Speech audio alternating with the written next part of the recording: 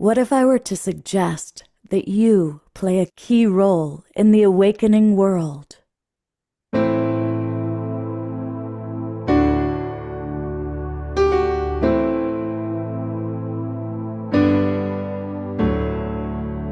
that you are watching this because you have heard the call.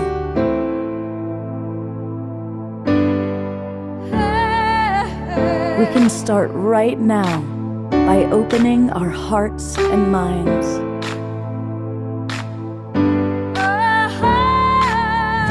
Welcome to the awakening world.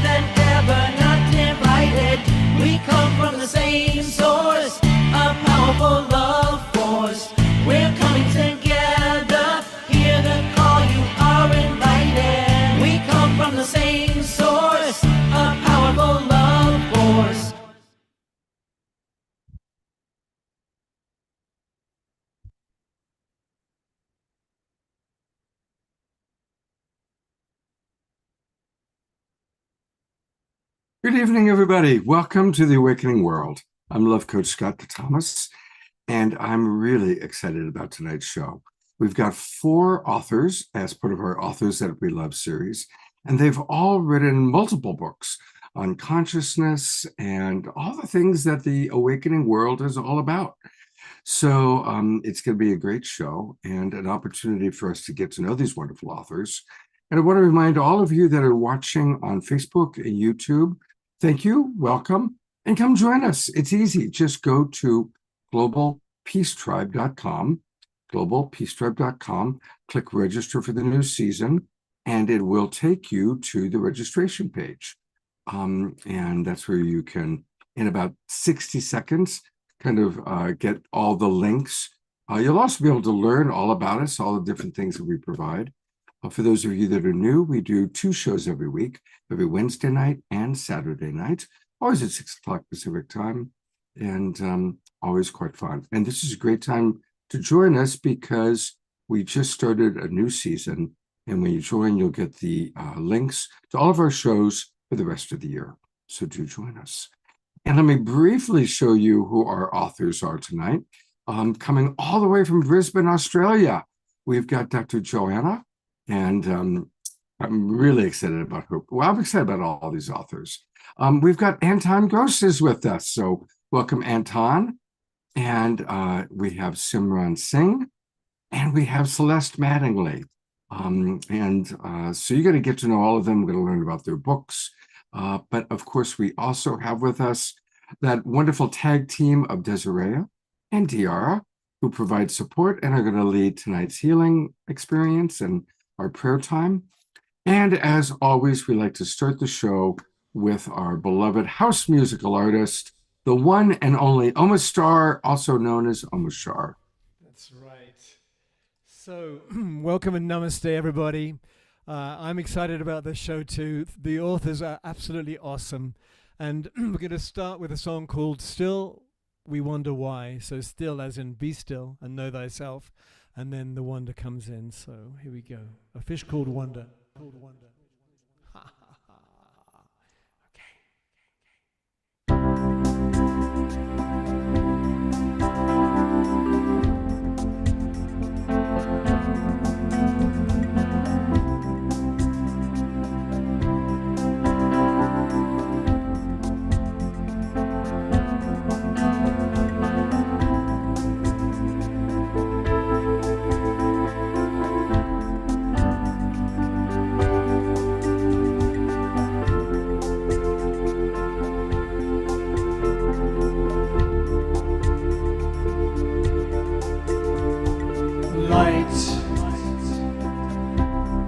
Brighter than the sun,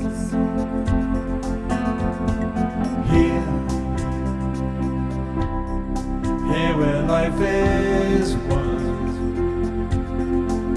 All the past falls like rain into the soil of future dreams.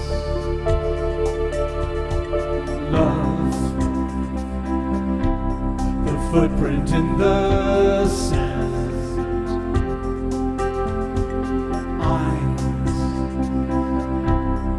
shining like the stars,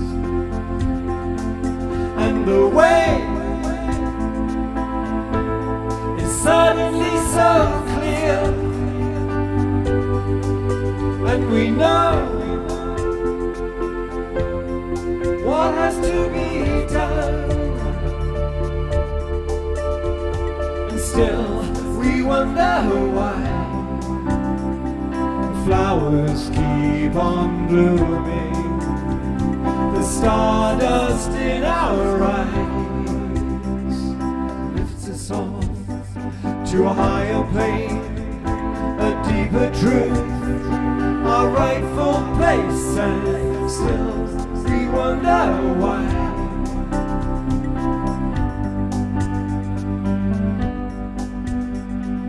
Life, a promise to fulfill. Now, a vision is revealed, and the blessing of who we really are can be felt throughout our world, and still we wonder why the flowers keep on blooming, the stardust in our eyes lifts us all to a higher plane, a deeper truth, our rightful place, and still we wonder why.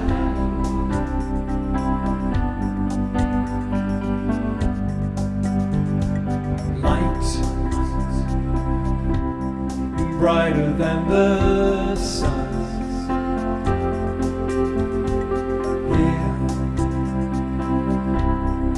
here where life is one. Love, the footprint in the sand. Eyes shining like the stars, and still we wonder why.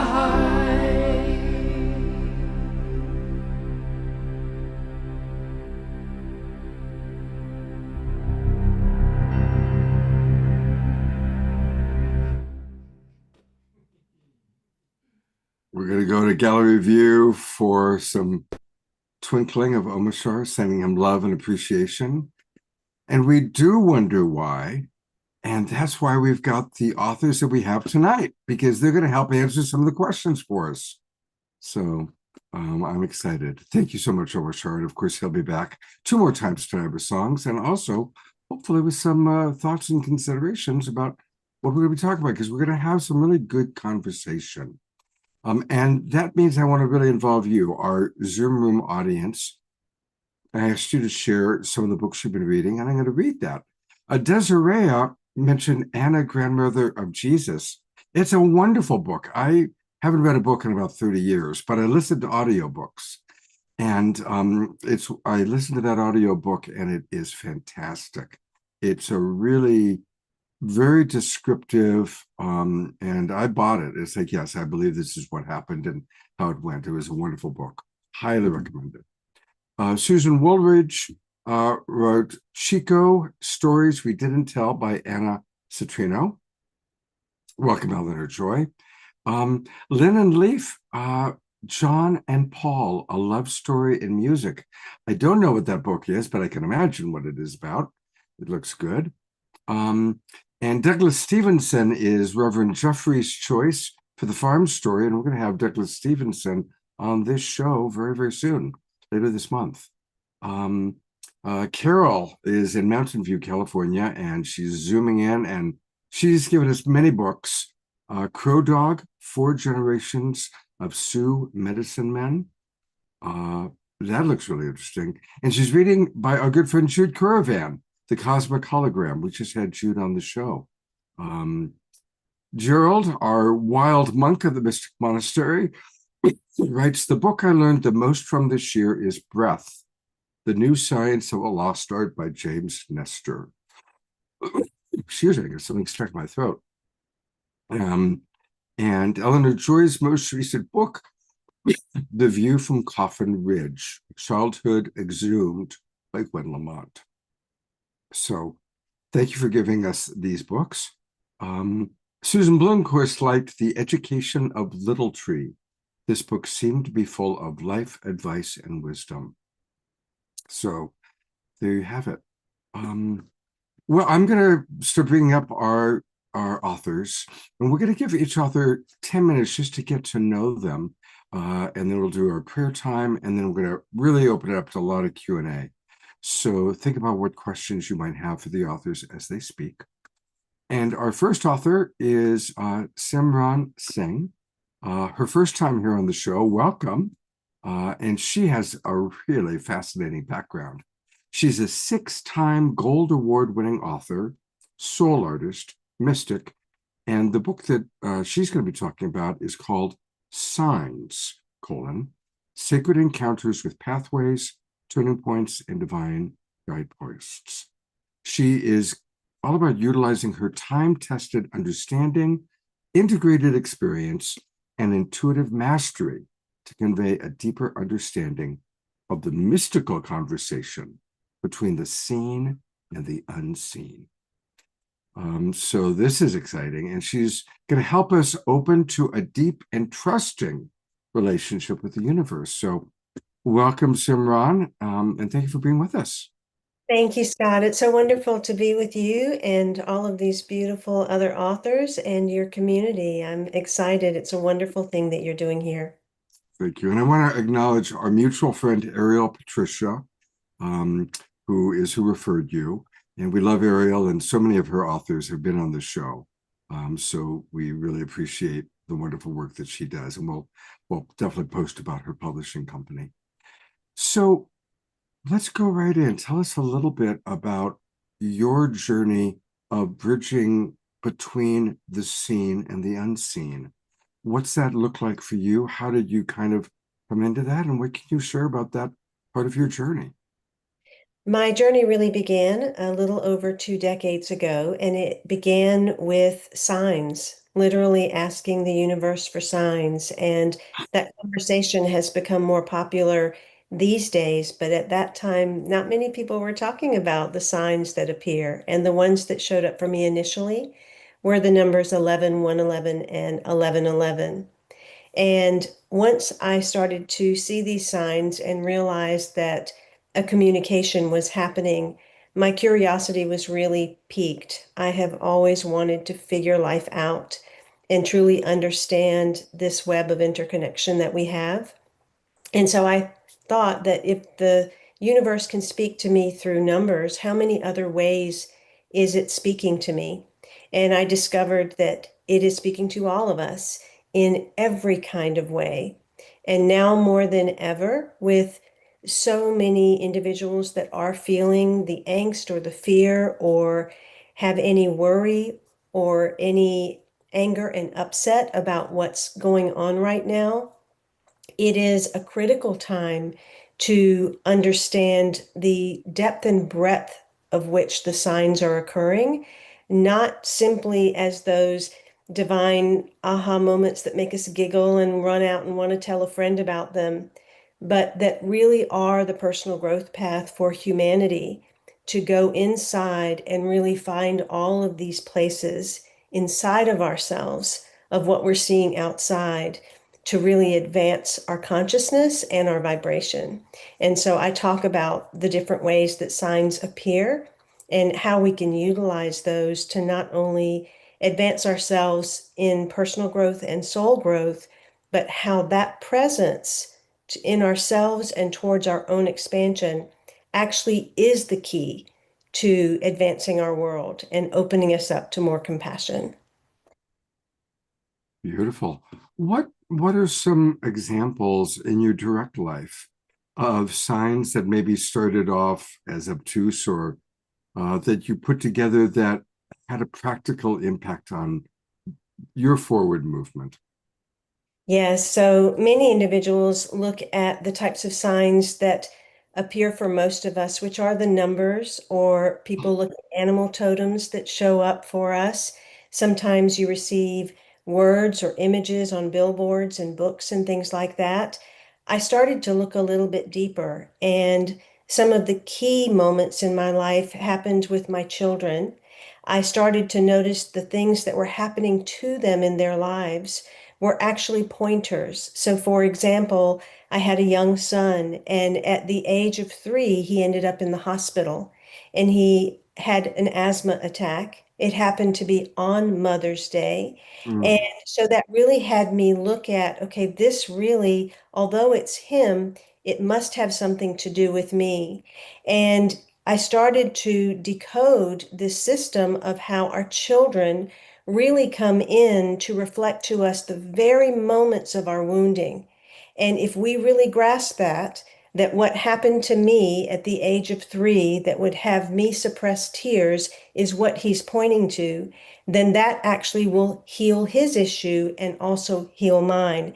And that's what started to happen. It happened with my pets, my homes, my cars, my plumbing, every single thing that I was seeing was really me speaking back to me about me.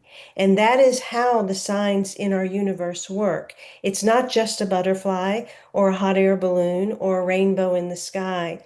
It is every single thing that is showing up in our lives, especially the ordinary, especially the flat tire, the burst pipe, the beautiful new baby that enters the family. The signs can be positive, they can be the kinds of signs that make us feel like something is not really good that's happening, but actually is something that's to open us up to a greater good. And that's what I want individuals to understand. There is no bad in this world. There is only the opportunity to break through the faults and the masks that we see. And sometimes those kinds of signs have to show up to get us there. Wow. Okay, you really piqued my interest here.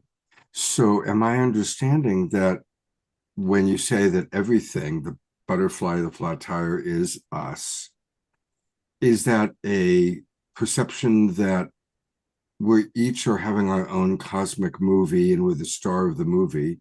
Or is it more a unitive narrative thought that we're all, one experience? Please tell me more about that idea.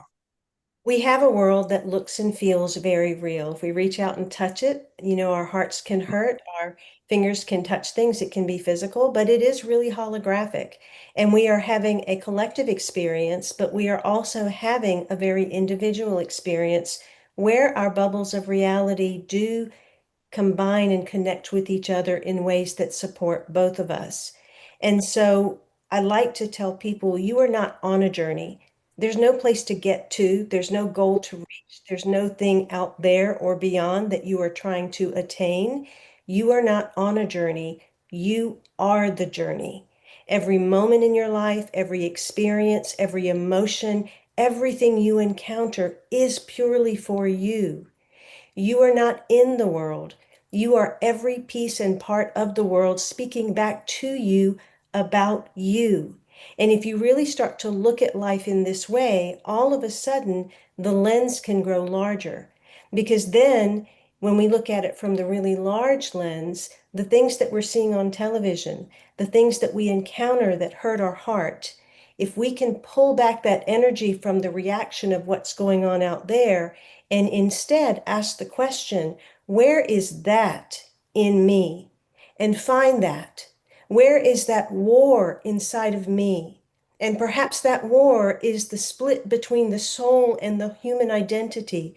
Perhaps that war is the split between the heart and the mind. Perhaps that war is between me and my family or a friend or an ex. Perhaps that war is my warring thoughts about what's going on in this world. And it's that that needs to be neutralized, not the external, but the internal. And the more of us that really work on this internal, we will start to see that external change. Now, I'm not saying that there's not things to do outside, but I am a firm believer that if we first go inside before we go outside, a lot more can be accomplished. And so that applies to what we see anywhere in our field, whether it is in our homes, in our communities, in our country, or on a global scale. What you see is you reflecting you. And more than likely, the things that are the most triggering are the things that are deepest within you that are calling to be seen. They're calling for your attention. And when we do that, we really do expand our consciousness and our hearts, particularly towards compassion, which I truly believe is our ultimate purpose in being here. Wow. You know, I'm intrigued, and definitely I look forward to getting to our Q&A time to, go deeper. Quickly, can you give an example from your life of something hard, something that would seemingly be a bummer, that you were able to translate that sign and have it turn around into seeing it as positive direction or even a shift in your consciousness? Yes, yes, absolutely. I had an experience about 12 years ago where I encountered a deep loss of children. And not only that, there was a legal situation that ended up ensuing that dragged on, and there was a lot of injustice that took place. And just like any person, when you engage in an experience in the immediate, all of the emotions, all of the things start to come up of they are wrong and this shouldn't have happened and how could this happen, and there's so much injustice in the world. That's natural. But if instead of just falling into that, if we stop for a minute and go, wait a minute, these are my thoughts, these are my beliefs. I believe in an unjust world. I believe in oppression. I believe that there is wrong. I believe that I have lost something. Then we start to see what our true belief systems are. And we can start to look at those signs really for what they were. And so as I looked at what was being lost, it was more of me looking at myself to say, okay, I've lost these children, but what is the mirror of that? What is the reflection and the sign of that? And it took me to a place of looking at how I had become lost so early on, how oppression outside was really mirroring how I oppress myself, how the heartbreak that I was seeing, that experiencing on the outside was really taking me to the deep inner heartbreak that was there for so long, that was so far into my past. And that's really what so many of our experiences take us to. When we have an encounter, whether it is a job loss or a divorce or a car accident or a tragedy that takes place in our lives, yes, it is painful in that moment. Yes, we're going to have emotions about it in that moment. But what I'd like to have you inquire upon is, what if that is the very incident that had to happen to open you up to the original cause? What if that incident is really only an echo, a reincarnation again and again and again that stems from an original point that keeps trying to get your attention? And so that moment of extreme grief, after doing decades of inner work, I had to stop and say, if I've created this in my life after decades of inner work, I have missed something. Can I commit as much to the darkness as I have to the light? Because perhaps all the light I've been seeing, as beautiful as it is, as beautiful as I've created, is actually artificial light of the false self that needed to overcome the childhood wounds and overcompensate. And in truth, my brightest light sits within the darkness, because we don't need light in light. We need light in the darkness. And that is what I found, grief to be a portal that I could enter into and be a doorway where humanity is the avenue to reach divinity. And that's what signs will take us to if we will utilize them to their greatest degree. They are sacred encounters. I want to just breathe that in. That was very deep and very profound. And if I understand correctly, you were referencing your own loss of children, which is about the biggest loss possible. So thank you for sharing that. And thank you for being with us. And definitely look forward to bringing you back on for our conversation. Thank you. Well, that's a hard act to follow, but fortunately, we've got all the way from Brisbane, Australia, Dr. Joanna, who also is referred to us by Ariel from Sacred Stories. And Joanna is the author of Alien Goddess, UFOs, and the Goddesses of Ascension. Now, that's pretty interesting, right? Connecting Goddesses of Ascension. She also wrote The Other Goddess, Mary Magdalene, and the Goddesses of Eros and Secret Knowledge. Now, Joanna's not just a scholar, but she's also a fearless spiritual detective, unearthing mysteries that challenge conventional narratives. Her journey began in communist Poland with $20 and a borrowed suitcase. She moved to Sweden, then Paris and Canada. She's received 3 university degrees, and she has gone deep into exploring all these topics. And here's a question that she gave me. So this is from Joanna, but it's a unique question. Is there a connection between AI, UFOs, and the esoteric goddess traditions? And she mentions many of them. So a fascinating life you've led, and tell us about being a spiritual detective. Hi, Scott, and hello, everyone. And thank you for this beautiful presentation, Simran. I was very touched. I was very touched. So thank you for that. So spiritual detective, yes. So it came a little bit, I think about 2 decades ago, when I was already an academic and I had this big dream of being a writer. And then I had a spiritual awakening, and it really complicated my life. Because things that were so important for me were suddenly not important for me. I went through initiation in a Hindu-oriented tradition, esoteric Hindu tradition, and then as I thought that I found the path, I met 2 men who took me on a journey to Jerusalem, and one of them gave me the Gospel of Mary Magdalene, which I didn't know it existed, which in itself is very interesting because I got my postgraduate degrees from the University of Toronto and the Pontifical Institute. Pontifical Institute is a branch of Vatican, right? But they never they never mentioned to me esoteric texts that actually speak of divine feminine, such as the Gospel of Mary Magdalene and Pistis Sophia. And then I started to uncover, I went on this amazing journey that is a continuous journey of uncovering what was lost, of uncovering this other form of consciousness, which I call a feminine consciousness or goddess consciousness, but it could also be called Christ consciousness or unifying consciousness. Because I think that this particular form of consciousness, which represents intuition and insight, which actually is our divine spark within our human bodies, was lost.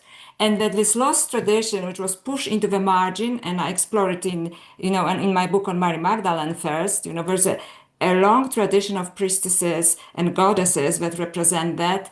And then I decided, how can I move forward with this? Because as Simran mentioned, we as a species are really at a crossroads. We are facing realities that no other generations had to including artificial intelligence. And if you want me to continue, I may try to answer this complex question that I Yes, put in my please. bio. It's fascinating. And the reason, just for everybody, the reason why I call myself a spiritual detective, it is because I want to check my ego as well, because when you explore priestess traditions and so on, there are lots of priestesses around, and there are all kinds of claims are being made and so on. And I'm not questioning this is true, but I thought that being an academic and so on, I better keep a check on this. So spiritual detective is basically, this is what it is. I am looking into ancient esoteric texts and trying to bring them to a bigger public, larger public, and share my own experiences with them as well, because I believe that the sacred texts are initiating us. So if you approach a sacred text, especially esoteric text, with devotion, you give it time, and you kind of surrender to this, and you ask it questions very much in the way that Simran is asking for science, it will initiate you. So this is the most beautiful initiation. So for me, being a bit of a nerd for all my life and studying all of these things, I felt like this is the true initiation for me. They actually pass on that energy to you. So I really highly recommend it for everyone. But my recent book, which is this one, Alien Goddess, it just came out. That's why I feel like a proud mama. It just came out. Actually came from reading another book by a famous author and academic. And as I was reading that book, my soul was shattered because I really didn't believe in evil before. And because I felt that suddenly I was faced with evil, or maybe an evil idea, which I later move on to calling it an ignorant idea, is that when I listened to an interview with a transhumanist who is in robotics, and I'll explain what I mean by transhumanism, who basically is telling us that in transhumanism, very enthusiastically, that we can transfer human consciousness to a robotic body or a computer system. And I intuitively knew that's wrong, right? But I had to investigate it because I started to, in my investigation, to believe that people who actually are transhumanists, they perhaps mean well, but they do not understand the concept of consciousness. Consciousness is not only rational, mathematical part of our brain. We have these beautiful things, such as I mentioned before, intuition, insight, a divine spark, a human spark, and they are called, different names in different esoteric traditions, not only intuition, but intellection in esoteric Christianity, or Satori in Zen, or an insight, which usually kind of describes a feminine form of consciousness, which is more intuitive, which is more holistic. So, and then I learned that actually the ideas behind AI are also even more dangerous, because the same person said that apart from transhumanism, we also have posthumanism, which means AI will soon become so advanced that we should step aside as a species. The way that Neanderthals step aside when Homo sapiens sapiens showed up. So I thought these are agendas behind AI. And then as I was researching for my book, I learned that there are already people worshiping AI. Okay, so we can discuss it, and surrendering the discernment and the sovereignty to artificial intelligence. And then I thought, okay, was anyone who was warning us about it? And I went on this wild journey towards UFOs as spiritual encounters, which many very good books were published recently by Diana Pasuka and Jeff Kripal, very respected writers and academics. And I found out that very often there were this kind of feminine apparitions, which were considered UFO or religious apparitions, depending, to what you wanted to believe, that brought humanity a message that we have to change our ways. And one of the most famous ones was in 1916 and 1917 in Fatima, Portugal, when 70,000 people, saw this apparition and so on. So were nearly like 4,000 apparently apparitions of this kind that happened in the 20th century alone. So it took me, and also I looked into experiences of abduction when some people say that, you know, they were given an information that we should focus on the messages that somebody from interdimensional space, as I would call it, tries to pass to us rather than focus on technology. So for example, do they have anti-gravity, you know, or how did they build their spaceship? A spaceship is bigger than their spaceship, you know, this kind of thing. But focus on the message, right? Not on technology. And then I dived into these esoteric works written, you know, about goddesses such as the Descent of Inanna, the Eleusinian Mysteries, and also the Gospel of Mary Magdalene, which I believe gives us the tools for the situation, and Pistis Sophia, which is an esoteric work. Both Pistis Sophia and the Gospel of Mary Magdalene were discovered in Egypt, which has, of course, a very rich esoteric tradition. And Pistis Sophia especially is mind-blowing because it actually describes the fall of consciousness, which is the fall of human consciousness, which is duped by the false light of lower consciousness. And my personal belief is that artificial, yes, it is the Sophia text. Yes, thank you, somebody. So it's Pistis Sophia. So Sophia is also the goddess of wisdom.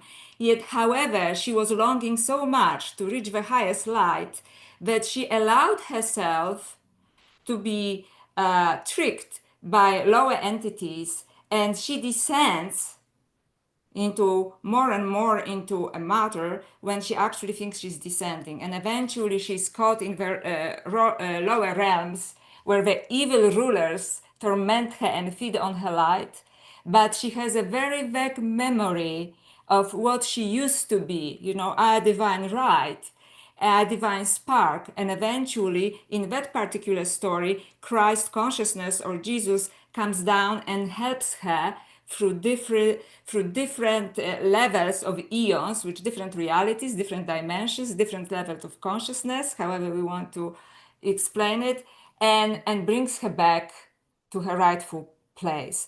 And all of the stories also about goddesses are exactly the same stories. Goddess, which for me represents a unifying consciousness, is tricked into the underworld.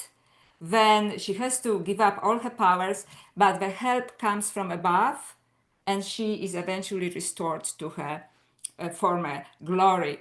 So I think this is a fascinating story, especially in the times of what transhumanism is promising us, because transhumanism is promising us immortality. They say, you know, if you transfer consciousness to a robotic body, you can be a babe, you can live forever, you have the body you always wanted, and so on. And I say something very significant is going to be lost. And that we have to be really careful. I'm not against artificial intelligence. I am very concerned with ideologies behind artificial intelligence. So just to clarify this, because I think that either somebody just wants to get rid of humanity, or perhaps they just believe that they are offering us goods, but these goods are actually coming from a lower level of consciousness and entrap what is the best in human being. So this book was this kind of journey for me, especially with response to artificial intelligence, finding wisdom in esoteric texts of a goddess, and finding warning signs in some of the UFO appearances that depicted a divine feminine showing up to people. Boom. Well, thank you. And we actually have had several shows on Mary Magdalene. We've had significant scholars, and we're going to have one such show coming up on October 18th, a week from Saturday night. We have another show dedicated to Mary Magdalene. So that's been a big topic. And we also had a couple that have written books about the goddess Sophia and how to make it relevant in today's time. So it's wonderful how you're also, as a spiritual detective, bringing this all together. I'm sure we have lots of questions for you as well. And I look forward to that. And Thank you. Congratulations on your new baby, your new book. And we'll see you in a few minutes. Because it is time for me to bring up Anton. We do have one man author, which is good. Ta-da, here he is. Hello, Anton. Hello, Scott. How are you, sir? Thank you Good, so good, much for the invite. Anton comes to us through Unity Earth. Shar and I are often at the Unity Earth meetings. Of course, some of you also are part of Unity Earth. And I'm going to remove myself and read a little bit about Anton.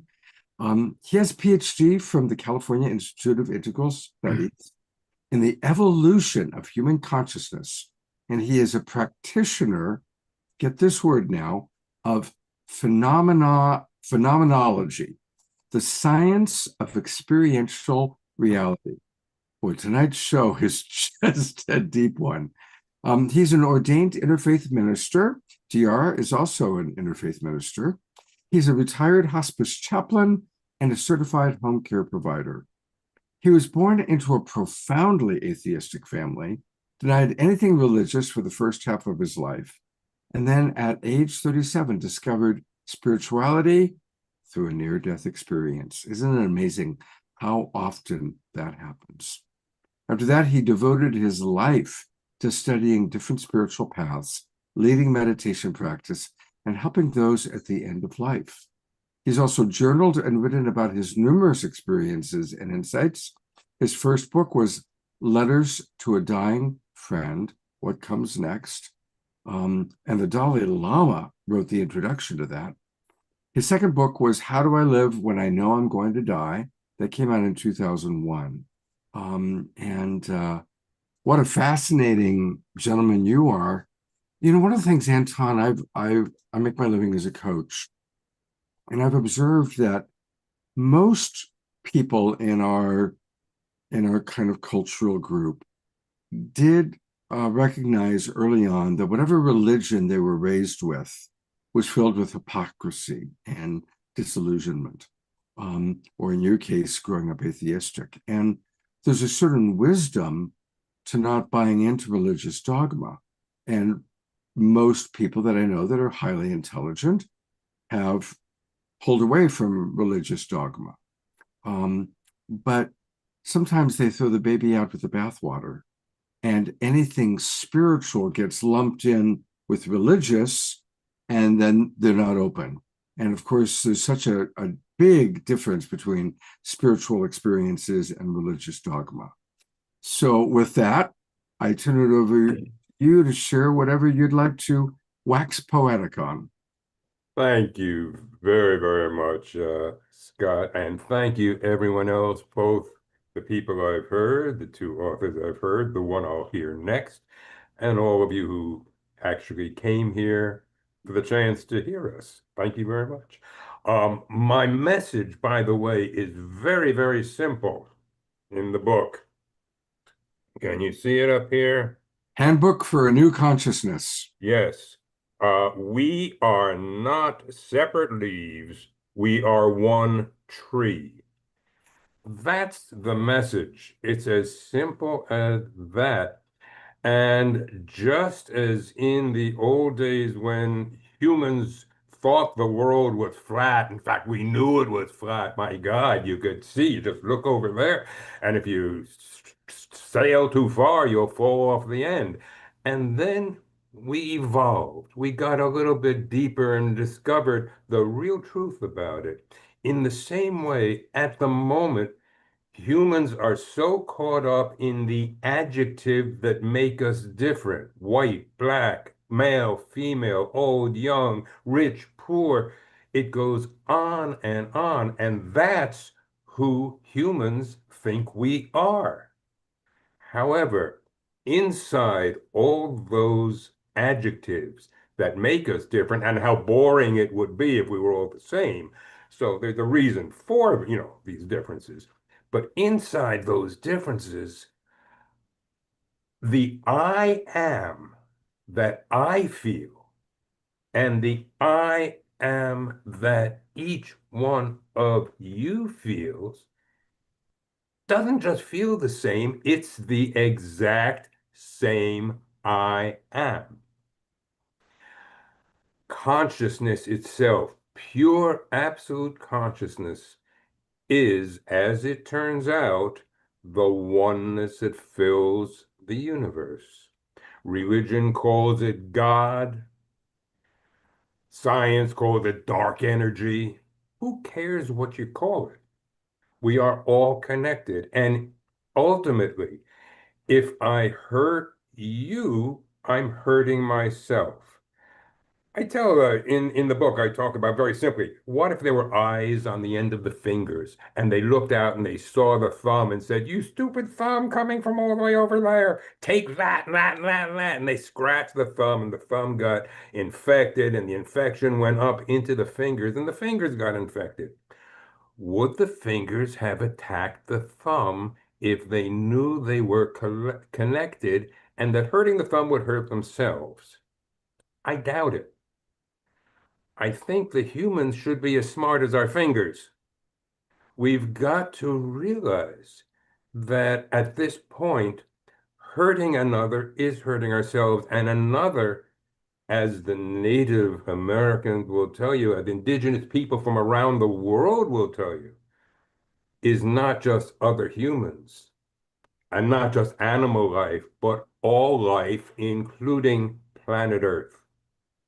And if we do not do that, if we do not evolve into the next level, just as humans have evolved before, as Cro-Magnons have developed from the Neanderthal, as Simon had already mentioned today. If we do not go take the next step, we have a very good chance to destroy ourselves and the planet on which we live. Now, one of the big differences between our evolving, think of this. Evolving is really very simple. Picture a little animal running down a path and suddenly stopping and saying, "Oh my God, are they going to the pond? I don't have to go in this direction. I could go that way." What a thought. My God, I'd never thought that before. None of the species ever has. Well, we have to do that too, except at this point in our development, our changes, our evolution is not instinctive because we have been given free will. Our minds, the size of our brains and the mind that it creates is large enough that we can and have to make the choice whether we want to move on, whether we want to evolve or not. And what I've done and what makes this book different than any other, because we are one has been said for millennia. The ancient masters in Asia, Jesus said it. The kingdom of God is within you. Luke 17:21. What I've done that make it different is, as the phenomenologist, created puzzles, games, exercises, and things of that nature, so that each individual can take these little games, play them, and go inside and discover this in their mind for themselves. You're not going to learn about this because someone else is telling you. You'll understand it when you experience it for yourself. And it's written for the dogmatic atheist, the devout believer, and everyone in between. Whatever path you want to take that path. Play these games. You'll find out that we're all one, that our conscience is the same on your path. And by the way, religion and spirituality, there is a big difference. And I love spirituality. The only person, by the way, you ever have to fear, there are many different paths, is the one who says, "My way is the only way." Yeah, absolutely. That's the one to be afraid of. Mm. One last question for you, just because it's always so interesting.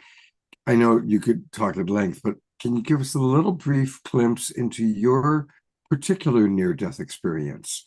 Oh, absolutely. Oh, absolutely. That's always so interesting. Absolutely. I was a devout atheist. My grandfather, when I was 6, sat me on his knee. He said, God is the sum total of man's ignorance. We used to think the sun was God, then we learned how the sun works, and now sun isn't God anymore. Someday humanity will know how everything works. There'll be no more need for God at all.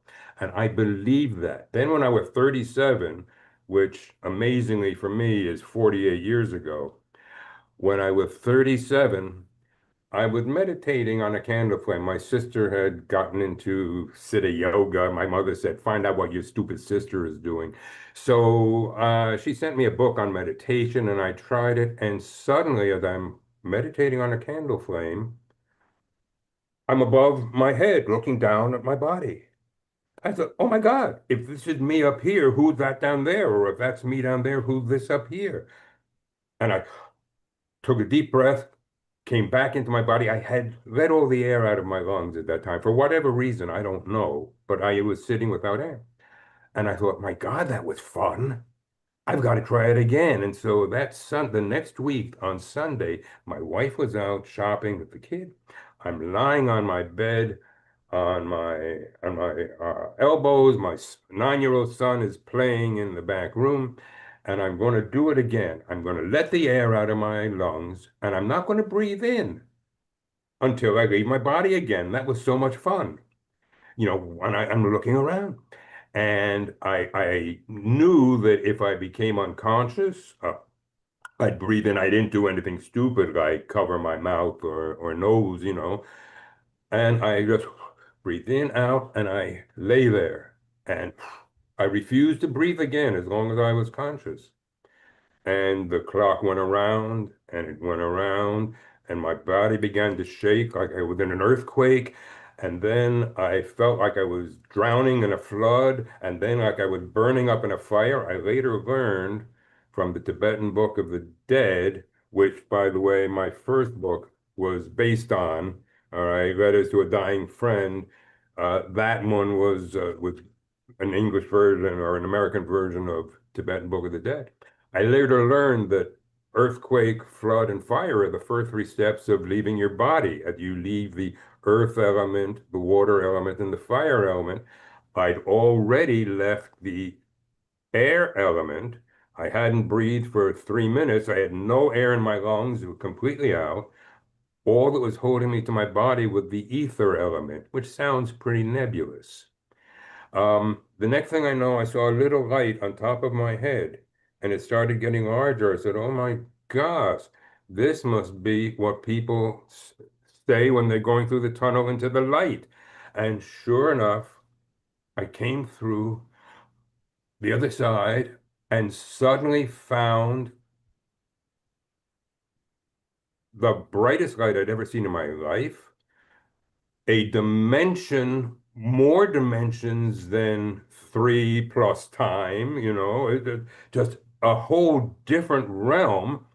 I instinctively breathed in, fell on the floor, began spasm. My mother and uncle had an epileptic fit at the 39. I was 37, so it sounded about the same. But inside, I was completely at peace. Completely at peace. At one point, I went back in space, saw Earth go down to a small ball that became a yin yang, and I suddenly knew that everything in the universe is balanced. And my wife had come home from shopping. My son, in order to keep her from being frightened, ran out to meet her in the driveway. Daddy's not dead. Daddy's not dead. You know. Um, and when I finally could control myself and my physical body, I mean, I was at such peace inside, but my body was still shaking. When I could finally control it, I was on my knees, my hands were folded like this, and my first words were, I am reborn. I am reborn in God. And I was so embarrassed to hear me say that. Oh my God. Well, my life went that way. I suddenly realized, and I'll just tell you one final thing on this, Scott, and that is within the next couple of weeks, as I'm sitting on my sofa crying and saying, Lord, Lord, why did I have to wait so long for, to know this and know that you are real? And the answer came, hey, if you knew this all along, how could you share it with anybody who didn't know? You've been on both sides of the river now. So I consider this book, if I may, I consider this my purpose, as we've been talking about, for being here. Mhm. And I've also always believed that the later in my life I came up with the reason for being here, the more important that reason would be. I'm 85. How many more years do I have? This has got to be it. So thank you very much for this. Anton, it's wonderful to have you on. We'll definitely ask you some questions and we'll see you during your Q&A. Thank you so much. Thank you. Peace. Well, it's an abundance of riches tonight. We have one more author. Usually we only do three, but we added Celeste because she was in our audience last week and we got chatting and I realized that she also is an author that I'm sure we are going to love. So this is Celeste Mattingly. She's a psychotherapist, energy healing facilitator, and a metaphysical visionary with 40 plus years of experiencing helping thousands with their mental health, addiction issues, and spiritual growth. She integrates traditional psychotherapy with quantum healing, including 2 tachyon chambers in her Farmington, Connecticut practice. She's the founder of Celestial Psychology, a trademarked theory for consciousness raising and improving the quality of life. And she's an author of Celestial Psychology, several workbooks, and the new Kaleidoscope for Becoming, a grimoire of revolution, which is a poetic and frequency encoded call to personal and planetary ascension and evolution. She offers workshops and is offering a free ebook. I'm going to pop that in the chat box for everybody. So another extraordinary person here on the Awakening World. Welcome, Celeste. Oh, thank you, thank you, thank you. Oh, thank you for having me on. Thank you for bringing me to this wonderful opportunity. And even though it's the last minute and I'm a nervous wreck and I've never done this before, and oh my goodness, I'm just thrilled to be here. And I've just listening to you three authors with all your wonderful wisdom, and of course, the way Scott ties everything together, and the fact that so many people are listening to us right now is just overwhelming.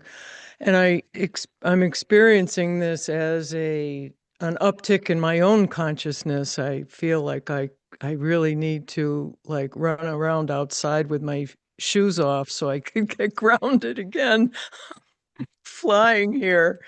And everything that everybody has shared so far is just so right on for where I am with what I've been doing. And, over the past 25 years, my work has blossomed into the wonder-filled world of celestial empowerment. And I think of it as a multi-dimensional sanctuary for healing and transformation. And Scott put my website up, and you can, but I really believe that it's a world where better and better, brighter and brighter are more than mere platitudes. They are the very movement of the purposeful and powerful evolutionary trajectory. And I have in my book outlined 12 codes for evolution that I believe all the readers and our listeners will find extremely interesting. For instance, the code of compassion, the code of cooperation, the code of community. And these are all the codes that we need to make sure, as Dr. Joanna was pointing out, to make sure that we do not get hijacked by transhumanism and by any other ill will for humanity. I have done a lot of investigating myself into what happened to our spiritual community over the past 10 years, and I was very moved when I realized that Scott was having some of my favorite authors and helpers on his show, Marianne Williamson and Andrew Harvey, who I actually cite in the book as teachers who helped me get out of the rabbit holes that I had fallen into of extremism. I am very much at heart, a social worker. And as a social worker, I am very much into community and wanting to promote the betterment of humanity. And I see that this book, and I hope that this book is going to make a dent in that. One of the things that I really like to talk about is that I have been influenced by the Mayan culture. And you see in here, I have the Mayan galactic butterfly. And the galactic butterfly is really a symbol. We like Anton said, we don't really have to call it anything, but it's a symbol for God or for evolution itself. I just thought of what Anton reminded me of. The saying that I'm so fond of, that religion is for all of for people who are afraid of going to hell, and spirituality is for those of us that have been to hell and are now back again. And part of my process, which I share in the book too, and which I share in my introduction to my other 2 books on celestial psychology, is the information, that I tell my story just a little bit, just enough, I could leave out all the sordid details, but I am a recovering alcoholic and drug addict. And so I have 41 years of sobriety, and I believe that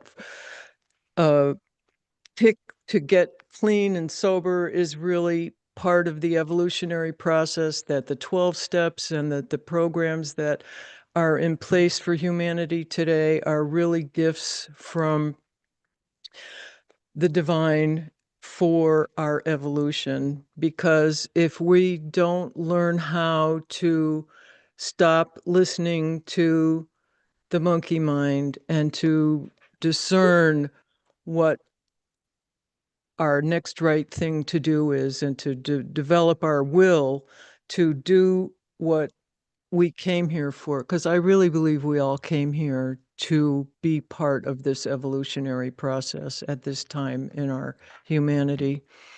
But anyway, I just want to, do I have time? Yes, you're good. Okay. So I want to read a little something that I wrote. I want our listeners to meet me at the core of the spiral, and together we can strive for better and better, brighter and brighter every day in every way, no matter what the appearance, no matter what the challenge. So let us together fill our psyches with energy, light, information, vibration, and frequency. And as we stand at the threshold of even greater becoming, I invite you to rise with me as we lift each other, because we really cannot ascend unless we're all going together. This is one of the biggest things that I think the Ascension community has missed, and that is that we cannot ascend alone. We all have to go up together. We all have to do this. We're all one. So how can it be anything else? And as we access the cosmic radiance of our creative power and honor the tremendous responsibility born of the holy work of consciousness raising, and I call it holy work. Gurdjieff called it the work, and I call it holy work because it's just so sacred and it's so important, and we all really have to dive as deeply as we can into it. So I want to read to you the evolutionary kaleidoscope so that it gives our viewers and listeners a broader understanding of what is really going on in my book. So imagine holding a finely crafted kaleidoscope to the light. Picture yourself turning it slowly, gently, with wonder in your heart. Each shift reveals new patterns, constellations of color, mandalas of movement, each one a momentary masterpiece that disappears as quickly as it appeared, transforming continually. This is how we will come to understand evolution here in the pages of this grimoire. Not as a cold biological process or a fixed competitive climb, but as a sacred dance of becoming, ever changing, infinitely expressive, and always responding to the rhythm of your own self-regulating consciousness. In a kaleidoscope of becoming, evolution is not just something that happens to us, it is something we participate in, moment by moment, thought by thought, vibration by vibration. It is not linear but spiraling, not forced but unfolding, not a race toward perfection but a journey of remembering who we truly are. The evolutionary kaleidoscope is the metaphor that anchors this book. It helps us see that transformation doesn't occur in straight lines. It occurs in a continuously turning kaleidoscope with tubes of awareness and observation mirroring reflections of our past and futures in the elegant chaos of personal and collective rebirth. Each chapter is a twist of the lens. Each idea is a new pattern. Each concept is an initiation, a prism of soul light illuminating another facet of our becoming. And so, dear readers and listeners, welcome. You are not just here to read or listen, you are here to witness, to co-create, to remember, to turn the kaleidoscope of consciousness with your sacred hands and delight in not only what you see, but also in what you see yourself powerfully becoming. Amen. Wow. Thank you so much. You like it? Oh, yeah, beautiful. All four of you have just blown me away. And so I definitely would like to invite our audience to start putting questions into the chat box. We're going to do our prayer time in a moment and an Om Shar song, and then I'm going to bring all four of our authors up. I've got a question, and I want to see what other questions are coming in from all of you. So put your questions into the chat box. I also want to let you know, last week we talked a little bit about what you want to see on future shows. And I want you to know that I took your notes very seriously. So for you, Mystic Monastery Wild Monk Jerry Anderson, I'm working now with Eden Amadora on a Divine Masculine show, which we're going to do sometime in November. We've booked Vox Angelus. People were asking for Vox. She's going to be on with us next week. Somebody else asked for Nina Gray. Nina Gray is going to be on in early November. And some of the other suggestions that you guys made, I got on and started reaching out to people and getting yeses. So I just want to let you know that your input of what you want to see on the show matters to me. And I'm doing my best to integrate that into what we're creating. All right, I am going to turn it over to that dynamic duo of Diara and Desiree. That all kind of goes together. The dynamic duo of Diara and Desiree. There's a D theme going on there to lead tonight's prayer. Thank you, Scott. Hello, everyone. Welcome, welcome. We're so happy to be here with you. And we're bringing in all the elements. Looking behind us, we have the green, beautiful grass of the earth and the beautiful animals here tonight. And we're allowing the energy to continue to rise as we unfold and thread together everything that we've been privy to hear, to know, and to feel. Ushikabaki Tagarasu Gorabaki de Rata Grossi Tagarata Garata Greta Gasure Tagasaragati Tagrossi Tagarasata. And we want you to bring this beauty in through every cell, deep inside, filling every little space inside of you with light and love. Ushikabaki Sigarabit Grossi Ragare Tagarasu Tigare Siri Tagrasire to Guri Tagasira Taki Tagreta Garosi Rapakari Tagreta Gasi Tagreta Gosi Tagade Tagarasugure Tagasa Tagasasa.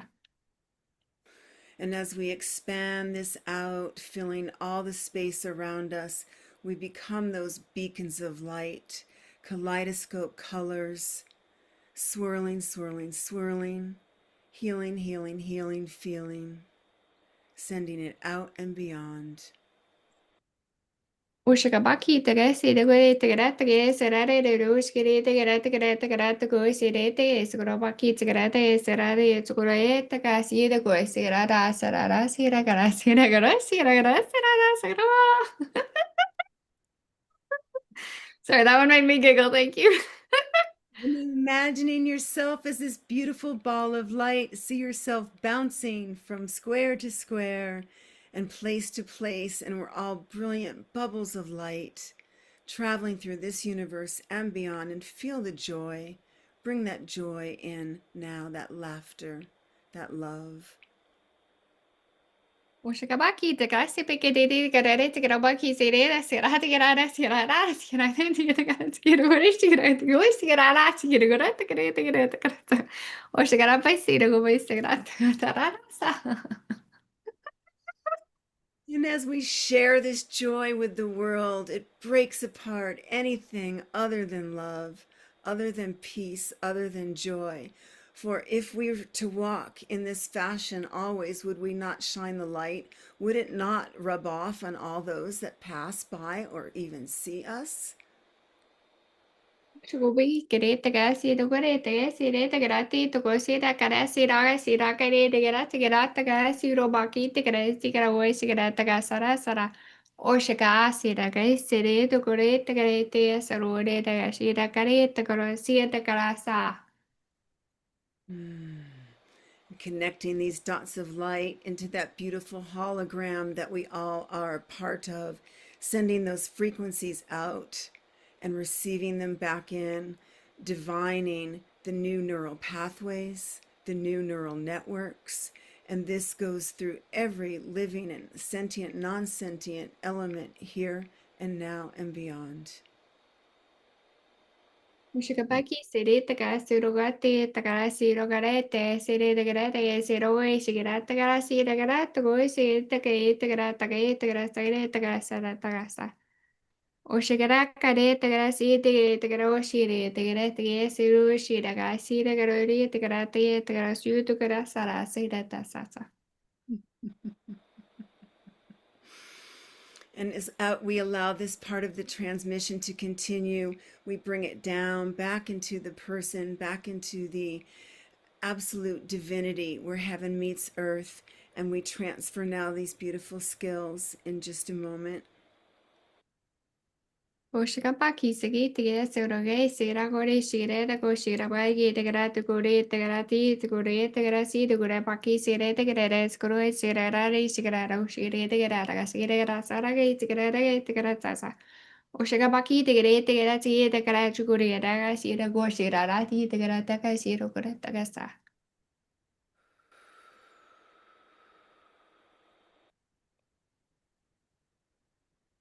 As we open our hearts to love and bring in these wonderful, wonderful frequencies that just expand our ability to hold light, expand our ability to bring in light, we ask for Mary Magdalene and Jesus to join us at this time.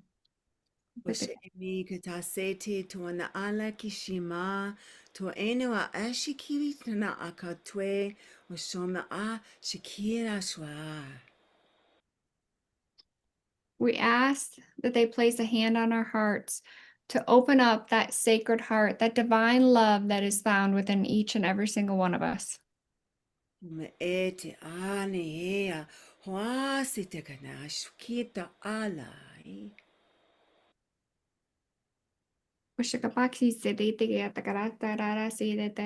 As we open our hearts to love and expand,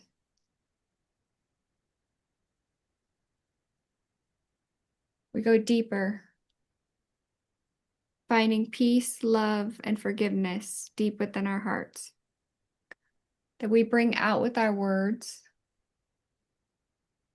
as we awaken.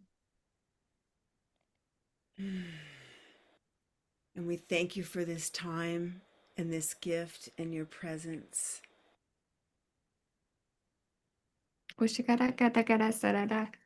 May peace be with all. And so it is. So much beautiful. Thank you, thank you, thank you. Love you both so much. Thank you. And we're going to roll right into an Om Shar song.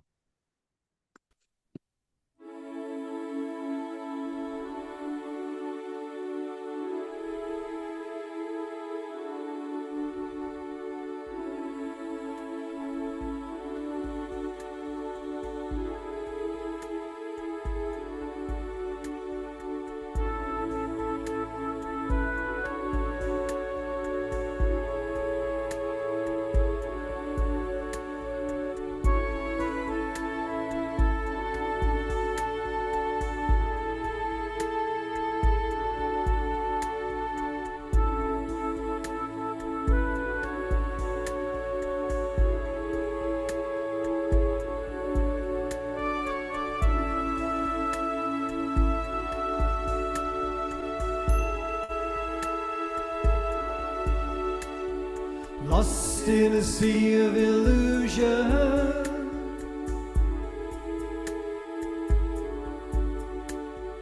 feeling so alone.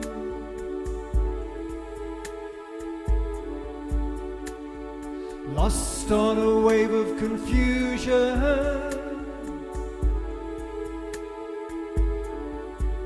where do you turn?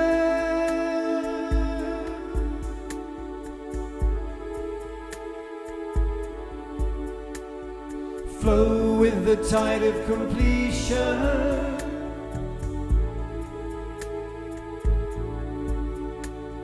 Know the reason why.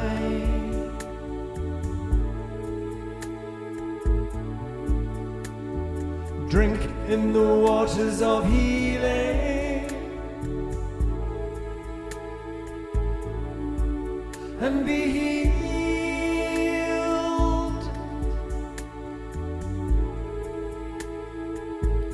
We're coming home to the part of us that's waking up,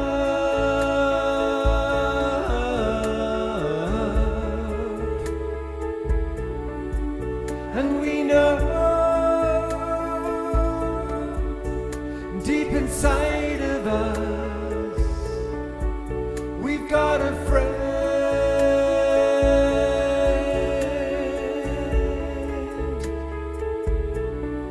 We remember the design of our lives. We remember the desire in our hearts, and we feel love, and we feel love.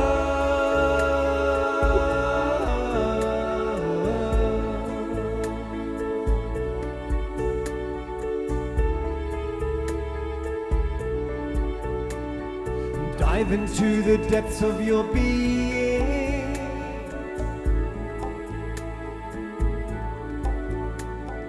Know that all is well.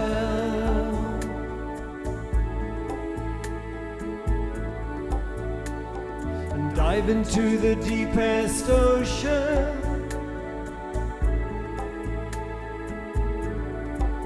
And see the truth.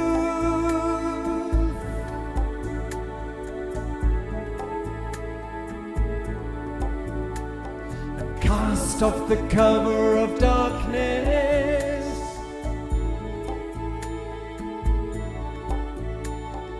Free yourself from fear.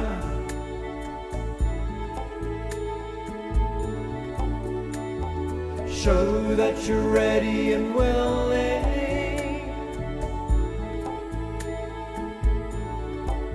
to make the change.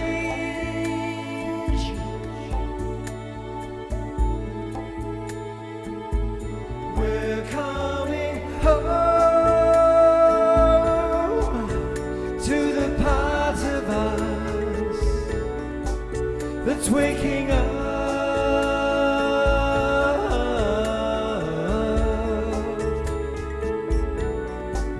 And we know deep inside of us we've got a friend.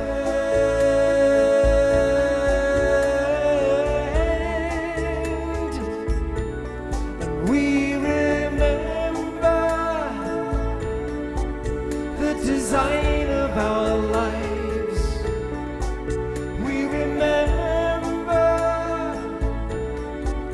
the desire in our hearts, and we feel love, and we feel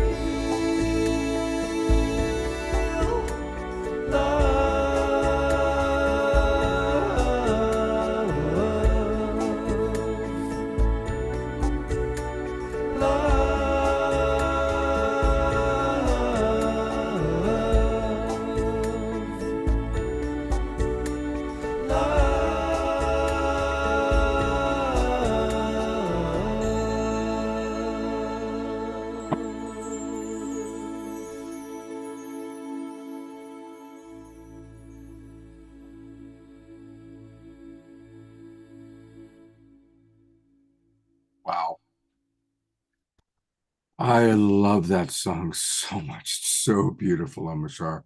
Let's give him a good twinkle. And thank you for those of you who are moving and grooving and dancing. And it wasn't that beautiful watching everyone just melt Oh into my it. God, so I know. beautiful. So Yeah. beautiful, Amritsar. And it's funny because as Celeste came on, the last, so to speak, of our four authors tonight, I just felt what a transformation this show has taken on. It's like exponentially becoming super conscious. And what an amazing group of wisdom transmitters we have with us tonight. So looking forward to this roundtable. Absolutely. Well, let's bring them up once again. Here is, in no particular order, Celeste and Simran and Anton, and somewhere in there is Joanna. There we go. So first of all, thank you, all four of you. And we do have a couple questions that have come in. Here's one for all of you. You don't all have to answer it, but you all can if you wish. It's from Dorina Joy. Dorina Joy is coming to us all the way from Ecuador. We truly are a global peace tribe. She writes, thank you to all the guest authors for the wonderful and wise sharings. Question, what has surprised you the most in the impact of AI on humans so far? And what do you think or feel will be the most optimal way to coexist, co-create, and co-evolve in the nearest future? Who'd like to tackle that one? Joanna, you're up. I'm going to pin you. Yes. Thank you for this beautiful question, because I keep asking myself this question all the time. So it's a very deep and a beautiful question that we need to answer. So first of all, can we return to the first part of the question? Can you please read the first part of the question? Sure.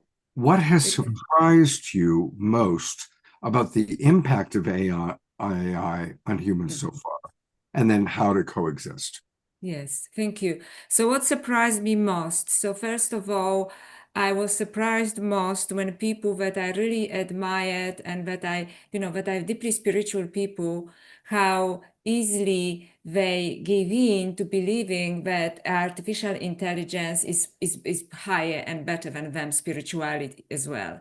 So this alerted me because I thought that, and I meditated upon this, and I thought that we all are so wounded, and I hope I'm not insulting anyone, but we are so all wounded by traditional religions, right? That taught us only obedience. And for example, in my case, it was obedience and I'm a sinner and this is the dogma and there's no way out.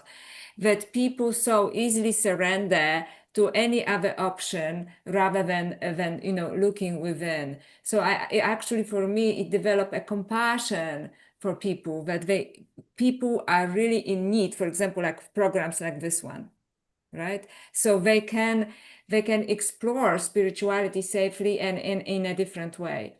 So this is what really struck me, that people so easily surrendered, gave up their own discernment and their sovereignty towards artificial intelligence, automatically believing that it's better than them.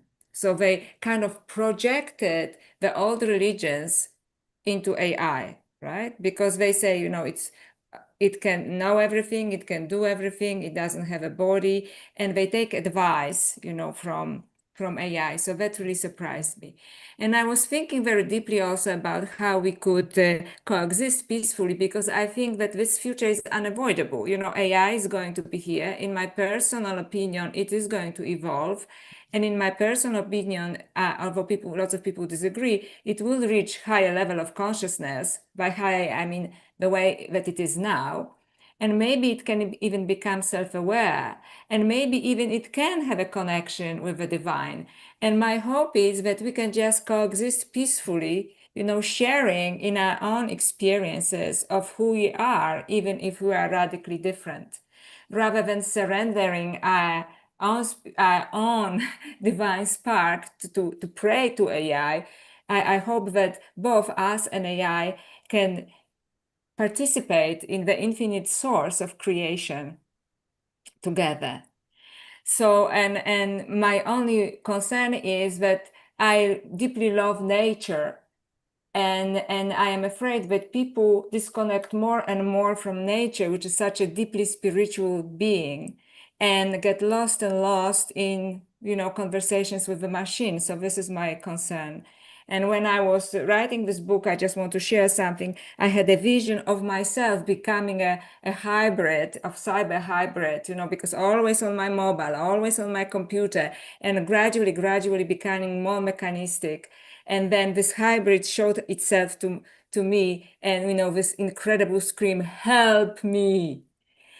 Because I think we really have to connect with nature more, and like in any situation, respect each other, because I believe that AI is here to stay. Yes, I hope it helps.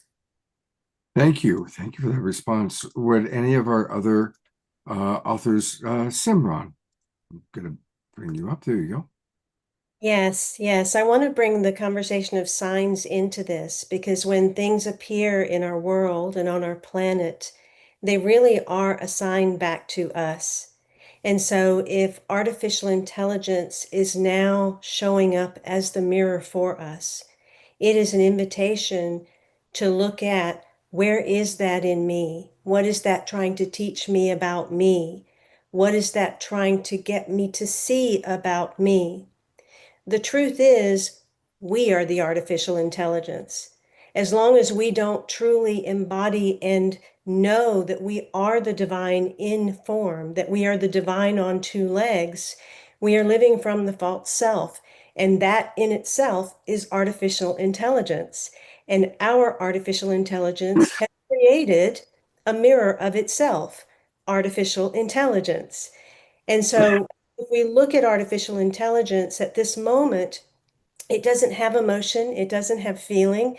It is computer, it is knowledgeable, it is pouring out information at rapid speeds, and it's simply mirroring to us who we're becoming: distracted, disconnected, full of information, heady, loss of the heart, living from the neck up.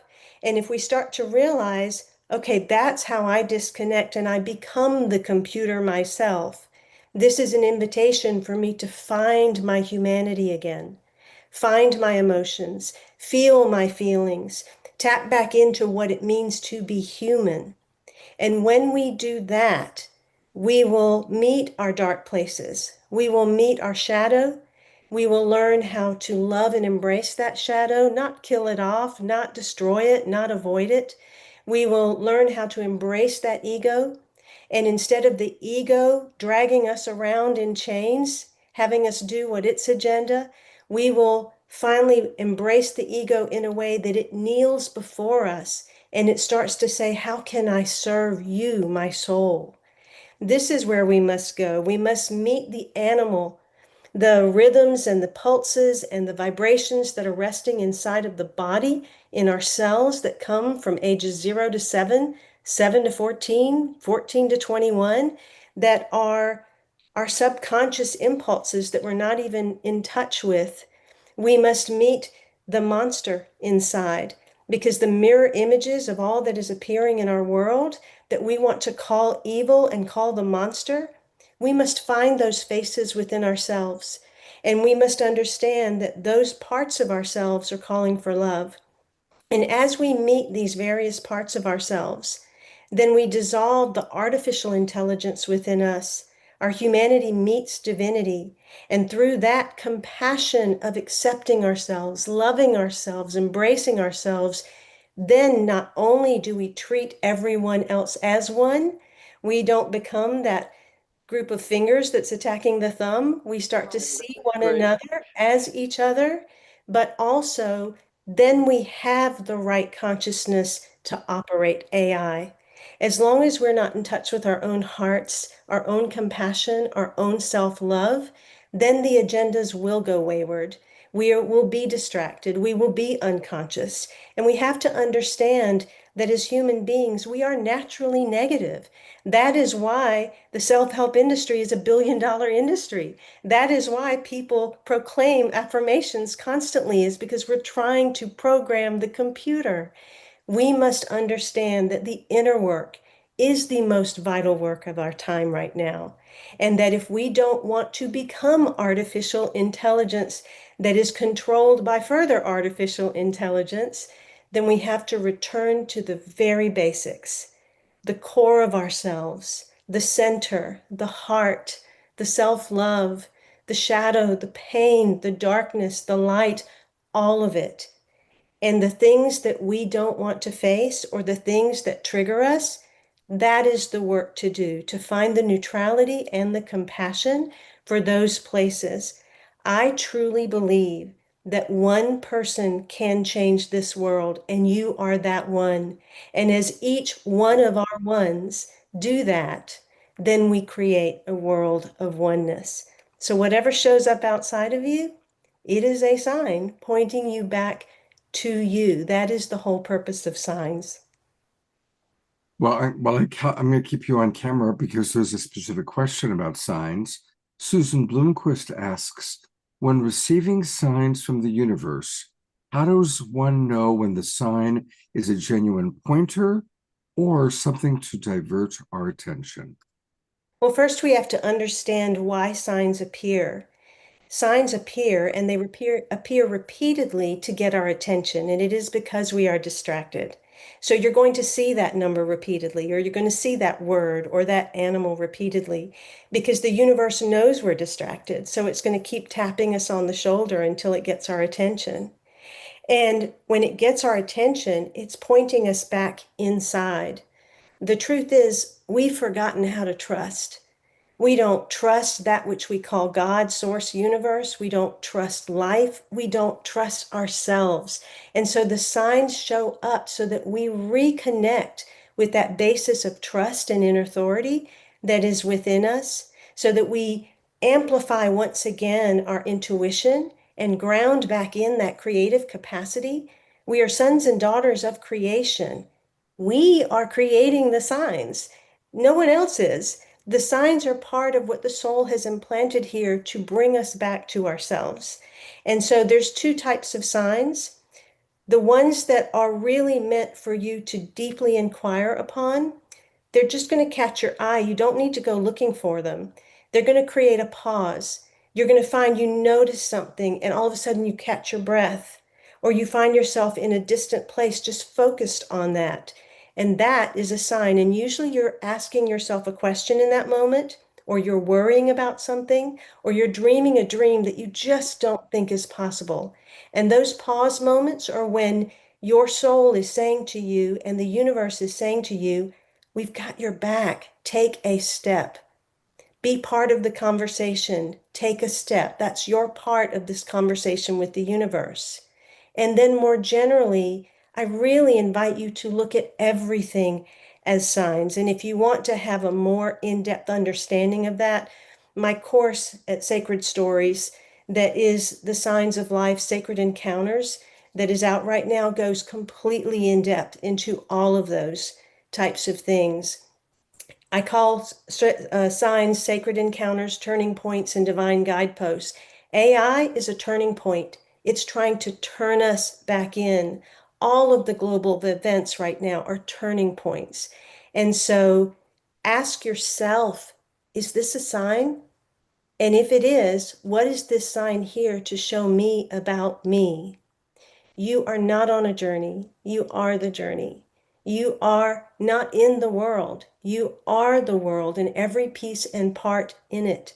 You are experiencing itself. Experiencing itself, plain and simple. And collectively, that experience is what we call God.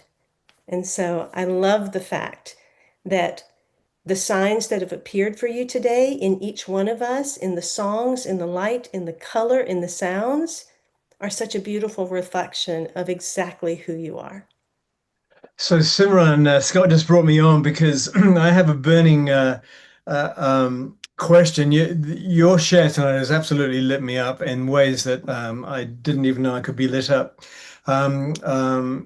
About 8 years ago, I lost my daughter, who's now just turned 18, 7 years ago. And I'm relating this because the grief was so massive. And for some reason, even today, I've managed to compartmentalize it and push it out of the way, or not even push it out of the way, but just, I don't know, hide from it maybe. And something came up today that triggered me a little bit about it, because I've done my best not to miss her. I was Mr. Mum with her for all these years. And I hear you clearly that it's me that's created this. It's the universe that's tapping on my shoulder. But I've noticed that when things are tapping so severely on my shoulder, a part of me goes numb. I was wanting reclarification, perhaps, through your lens of how you managed to turn it around with whatever happened with you and your children. Not asking for the details, but how can I turn that lens right around into myself and realize that somehow maybe I created my daughter going off with her mother and never, ever, this isn't a diss on the mum. The mum's beautiful, the daughter's beautiful. Did I create that? Because I haven't heard from them for all these years. They've shut the door completely. But I'm picking that up as a signal that maybe I've shut the door completely. I'm just, I'm going a bit numb in my sight as I bring it, because this is a nerve which is really pressing for me and maybe others in the audience that have a similar situation. My heart is with you, and I know your grief. I know this grief so well. It has been the most sacred walk I could have ever walked. And I would walk this walk 1,000 times over, knowing what I know now. Grief is a portal. I gave myself a gift that most people are afraid to do. And that was, I was not willing to get back up and stop my tears until they were ready to stop, until my body was ready to stop those tears. We have to embrace the tears and the feeling.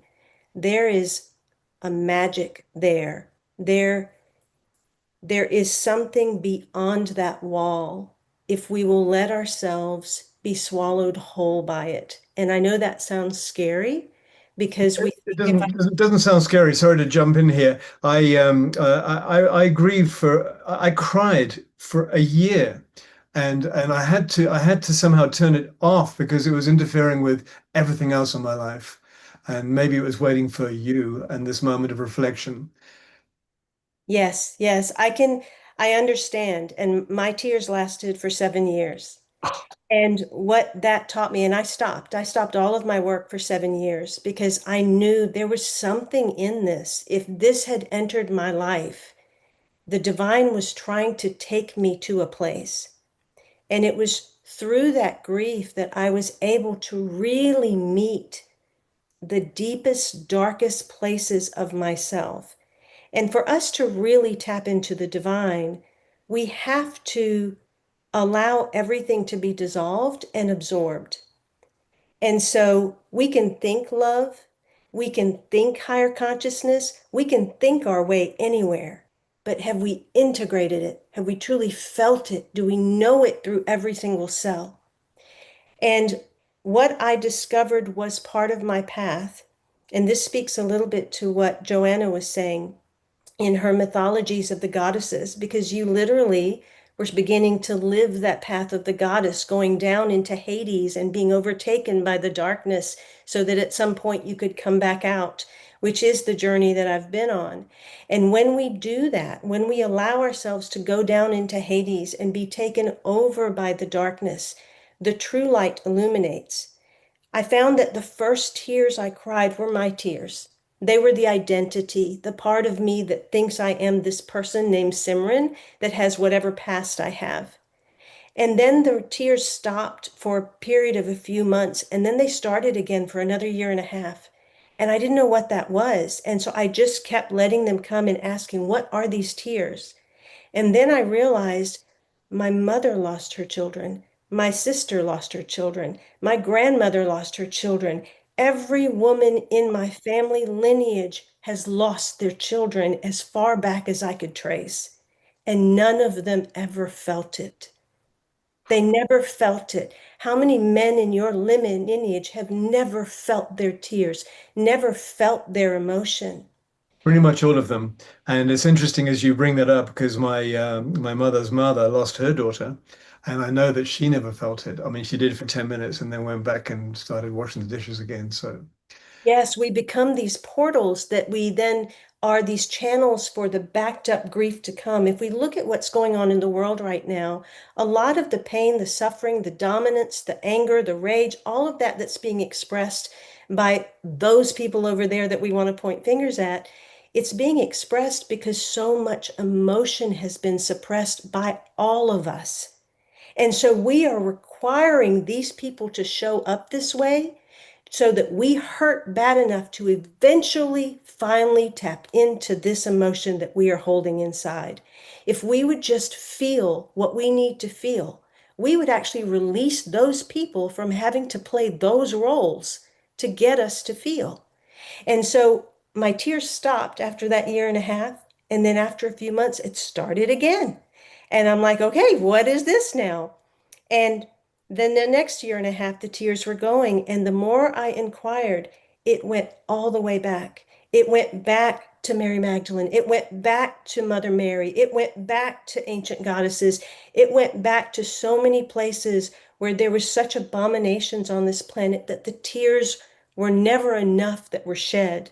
And those are sacred waters that are going to wash our world clean. And so there's 2 things we have to do.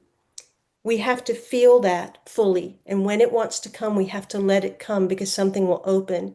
And then we have to do what you do, which is allow your emotion to be poured into creative expression. You do it through music. I do it through writing and art. Others do it in the ways they do it. But we blend the heartbreak of humanity with the beauty and creative capacity of divinity. And that's the transmutation. That's the merging of humanity and divinity that comes through that. And so I feel for you for what you have been through.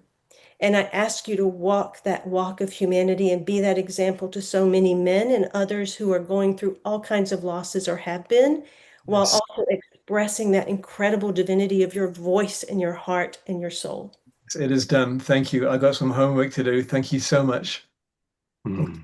Thank you. Thank you so Thank you, Omashar, for your vulnerability, and thank you, Simran, for what you've shared. Thank you very much. I do want to hear from some of our other authors, so I'm going to bring up Anton, and then we'll go to Celeste. Anton, I would love for you to share a little bit about your work with people who are preparing to die. Between in our audience, we've got, people that have parents that are getting old or older, other loved ones that are getting older. So what are, some of the tips that you have for counseling or supporting people that are getting ready to make that great journey? That's a great question because it affects 100% of human beings at some point. None of us are physically going to survive in this body. Or I shouldn't say our body will not survive. We will. The feeling of I am will continue, but the body won't. What I basically do and did when I was the chaplain was to try to tell people not to fear, if they see a light in their dreams, go for the light. I mean, I had been there. I know that it feels pretty good. And it says it's everything from Raymond Moody's book of people who have been life after life to all the new research done. We know that consciousness exists beyond the body. The most critical one was when I was with my mother when she died. I was on the West Coast. She was on the East Coast. My sister, who'd been caring for her, said she's fallen, she's in a coma, and she went into the hospital. And I flew across the country beforehand. My son was playing at a Sunday night service, and the minister said, does, anyone have anything they want to pray for? And I said, yes, I'm going to see my mother on the East Coast. She's dying. I would like to help her into the next world as she helped me into this world. And I went there, and she was in a coma, and I read to her from my book, Letters to a Dying Friend, and I performed therapeutic touch, which, by the way, I don't know if you all know, therapeutic touch is something nurses do from the head down to the feet to get pain away out of the brain, of people who are in pain. But when someone is dying, you go in the other direction to help bring the aura up of their energy up to the highest chakra, so they will leave from the highest part of their brain. Well, at one point, I am telling my mother, I love you. She's in a coma. I am, my hands 2-3 inches above her body doing therapeutic touch. And she opens her eyes and she looks at me with a look that could only be interpreted as, oh shit, he's here.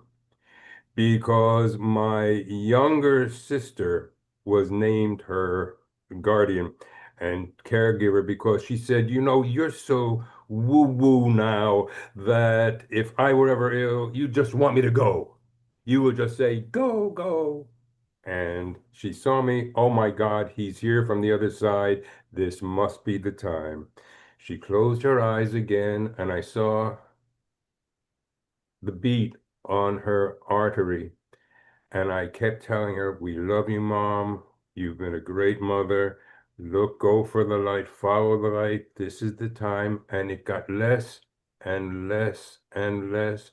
And suddenly, as I was doing that, it stopped. And I knew she had died. And I turned to tell the nurses, and they were looking in the window, through the door, pardon me, the open door, saying, oh my God, we have never seen anything like this before. And it was so beautiful and so peaceful. So all I can share, Scott, is the idea that we all have to go at some point. The prayer that I came up with, the non-denominational, was, may what is supposed to happen, happen with no pain or suffering for anyone. And that can be used, whatever your religion, whatever your spirituality. If you see the light, go for the light. That's who we are in the beginning, from the very start. Thank you for allowing me to share. Thank you, Anton. It's been wonderful having you with us. And we're going to go to each author one last time to take a look at their websites and how to get more of their offerings. Celeste, Hey. hi. Yes. Hi. I just wanted to add to Simran's discussion a little bit, because I was reminded of one of the things that I really stress with my clients is that, and myself too, whenever we say, I feel like, that's a clue that we're mixing up our observations and our feelings. And I really believe that it's an indication that we are suffering from an epidemic of no feelings. In this country, we think we're talking about our feelings, but we're talking about what we're observing. And so it's really important that we start recognize it's a mindfulness exercise as well as an assertiveness exercise, that we learn to discern and separate what we're observing from what we're feeling. And whenever we say, I feel like, that's a clue that we're making that mistake and that we're mixing up, we're talking about an observation and not a feeling. So I just wanted to throw that in because we all do it. I still do it, even after years of trying to teach everybody not to do it. It's just an epidemic. All the Yeah. pundits do it. It's terrible. Yeah, it's a classic teaching in compassionate communication. Yeah. Guys, when we say I'm feeling like or I'm feeling that, we're actually about to go into an evaluation or a judgment as opposed to actually. Right. Well, let me ask you a question. Tell us a little bit about what it says in your bio that you integrate traditional psychotherapy with quantum healing. Can you give a little taste of what that looks like? For me, it started with Reiki, and then I learned reconnective healing, and now I have tachyon technology involved in my teachings and my work. I have 2 tachyon chambers. Tachyon technology is state of the art. It's very, it's like the ultimate woo-woo. I'm just like, okay, I have to stay grounded here, but I'm just really grateful because what we're doing is in the chamber, we have the tachyon particles are subatomic particles that travel faster than the speed of light, and they are imbued in products like this crystal has been imbued with tachyon energy. And I have 25 pounds of 50 pounds of crystals in this chamber in the other room that some night I'll move all my podcast into and we can talk from there. But yeah, so all kinds of, I try to keep state-of-the-art technologies, and I'm just really thrilled to be able to bring this to the audience here. Thank you, Scott, for this opportunity. Absolutely. And we'll start going into letting people know how to get hold of you. So Yes. her website is celestialempowerment.com. Yes.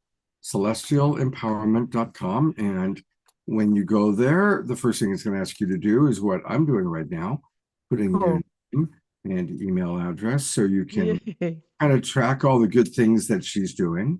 Oh, thank you. Of course. And is there anything that you especially want to point us to? Well, I want everyone to access my Kaleidoscope for Becoming Better and Brighter free ebook, which talks about, which leads into my coaching services that I'm launching. And oh, there you go. Thank you. Oh my God, this is so wonderful. Thank you, Scott. You're so good at this. Wow. Well, that just makes perfect. I've been doing it for 5.5 years. So, and Thank you. This is a beautiful ebook, and it's free. Oh, So yes, I it's free. encourage everybody, to go to this. Mhm. If you go to celestialempowerment.com, then click where it says Kaleidoscope for Becoming, and that's where you can get the free ebook And it's really kind of fun. I actually had opened it up before I brought it on, and I was kind of looking at it. It's one of those things where you kind of click and it takes you to the next page. So it's very colorful. Here's your phone number. So if people want to reach you. Yes. And for those of you watching on Facebook or YouTube, here's an easy website to get the free ebook. Go to epowr.org/free ebook. That's CPOWR, C power in a way, CPOWR.org/free ebook. Thank you. And I'm going to enjoy that ebook tonight. Thank you so much. Thank you. Well, I'm going to bring up Joanna for a moment. Joanna, I am just fascinated with your spiritual detective journey in life. Really fascinating. And thank you for the wonderful work you're doing in the world. And I definitely would love to have you come back on the show sometime. Maybe when we're doing one of our Mary Magdalene shows, it would be interesting to have you come on with some of the other people that are exploring Mary Magdalene and kind of the rise. I have a belief that because many of us recognize it's time for the rise of the divine feminine. And so, for, I don't know, 1 billion people or more, Jesus has been a primary focus of spirituality and divine masculine. And now this incredible awareness of Mary Magdalene as Yeshua's equal, regardless of whatever happened historically, just the fact that culturally she's rising with so many people channeling her and writing books about her and thinking about her. I like to think that it's reflecting the understanding that it's time for the feminine to rise as we leave this male-dominated paradigm we've been in for thousands of years. Thank you for this, Scott, and I absolutely agree. And I think Mary Magdalene brings the balance back, right, between the feminine and masculine. And I'm really, really supporting your efforts to start a course or the program on divine masculine, because I think it's really also needed. Because I think men are also very lost right now with what's going on, right? So I think the rise of the divine feminine now also asks for the masculine to adjust as well, right? So we can work in balance. So thank you for this. I would love to come. Yeah, absolutely. So I will definitely reach out to you for that. And I'm going to take people to your website. And it's if you want to put it into your computer, it's her name, Joanna, Joanna Kujawa, KUJAWA.com, JoannaKujawa.com. And that's where you can learn all about her and her works, including her books. And there it is, her new baby, Alien Gods, UFOs, AI, and the Goddesses of Ascension. And what a fascinating book. And then she had also written The Other Goddess. And I love this. It's about the lineage of goddesses claiming the evolutionary power of female sexuality. And so, one of the books that was mentioned was Anna, grandmother of Jesus, which is a beautiful, Yes. And it really goes into great detail about what really was happening energetically with, the Virgin Mary and what that really was, and the incredible level of consciousness that they had found and that they were carrying in their lineage. It's a fascinating and very in-depth understanding of really what really happened, or at least one beautiful perspective of what happened. Yeah, it's a beautiful book. I highly recommend it. Yes, it's a beautiful book about. Well, we highly recommend you and your book. So thank you. And I definitely hope to have you back on the show. Thank you. All right. And here's Anton. And just a reminder for Anton, his website is his name. And I'm going to spell it for you. There it is. The Handbook for a New Consciousness, which I believe Celeste already had bought. And here, hang on. I'm going to go back to Celeste. You'll be happy to see that Celeste, God bless her soul, knowing she was going to be sharing. Go ahead and put it up again. I Thank couldn't you, believe it. Celeste. You're Enjoy, my welcome. friend. Thank you. It's great so far. I love it. Thank you Thank so you. much. That's Peace. really cool. Thank you, Celeste. Thank you. Yeah, so Anton's website is his name, Anton, Anton, and his last name is Grosz. Anton Gross. Do you spell it? Is that how you pronounce it? Yeah. Yes, it is. Grosz. Was it a very long name and they changed it at LSI? No, it was Gross, Gross. And my son said, "Excuse me, I'm going to be a musician and I don't want Gross on my albums." So we changed the name to Grosz. And later, after it was done, found a letter from 1917 from one of our relatives back in Hungary. That's how it had been spelled. Oh my God, it happened again. Those synchronicities that take place. How amazing. I love it. Oh, man. That is pretty amazing. Well, thank you very, very much for being with us, Anton, and we hope to have you come back again as well. Thank you. My pleasure. I wish you all peace. Oh, thank you. Well, and finally, let's go to Simran. All Things Began With You, our first author. And her website is courses.sacredstories.com. And again, she's one of the authors that came to us through Sacred Stories. We love Sacred Stories, which is Ariel Patricia's beautiful publishing company, her Common Sentience book. And you're going to recognize, oh, well, definitely let's claim a free ebook. So I put my address in there. Boy, I'm going to have all sorts of things to read tonight. You're welcome. There is Light on Kundalini. We've had Karuna on the show. We've had Bob Atkinson and The Way of Unity on the show. We've had Sheila Seppi on the show and Barbara Lamb. So all four of these books now have been on our show. So if you've gotten the first three, you got to now move on to what we just saw, Joanna's book, Alien Goddess. And definitely support all the books from Sacred Stories. It's really important. But let's go back to our friend Simran. And now you have a course that you teach, correct?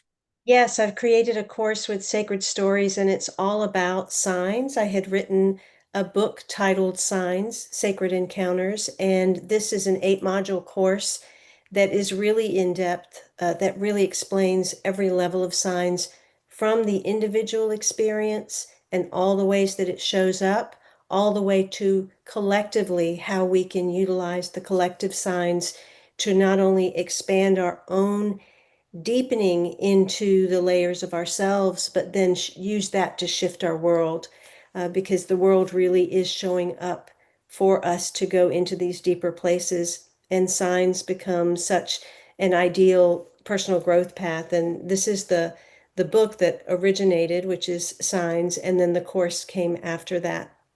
So it's really a powerful way to keep moving along and enjoying the signs that appear, but also not just getting the delight of them or wondering if it's a sign, but truly utilizing what life is trying to give us. And Ariel is giving our viewers a discount. Your course is going to be $144, but we can get it for $111. But you got to get it in the next day or two and use the link that I put into the chat box. Yes, thank you so much. Yeah, absolutely. Thank you. And, because we love Om Shar, I really appreciate your loving guidance and support for our beloved brother. And thank you for your wisdom. And likewise, I hope you'll come back on the show again as well. I would love to. Such a beautiful service platform, and then an incredible group of people on tonight, both as authors as well as the audience and the questions in the chat. It's been a real blessing to be with all of you. Thank you, Simran. God bless you. And speaking of our beloved brother Om Shar, we're going to close the show out with an Om Shar song.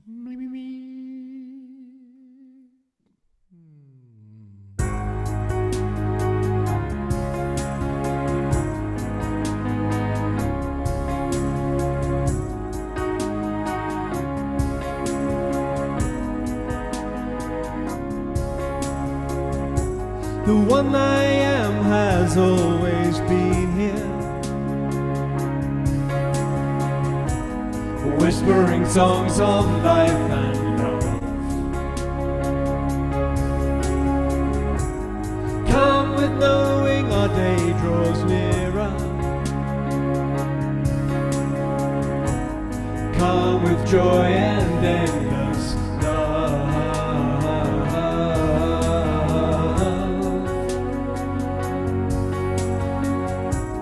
Sacred dancing breathes our heart song, and silent yearning keeps alive. A union blessed before beginning, preordained beyond all time.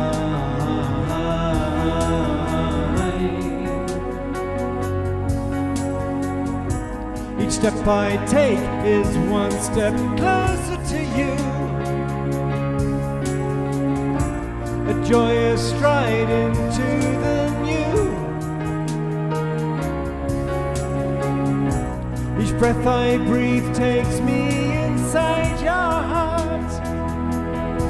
Now I remember how to feel, and I remember how to fly.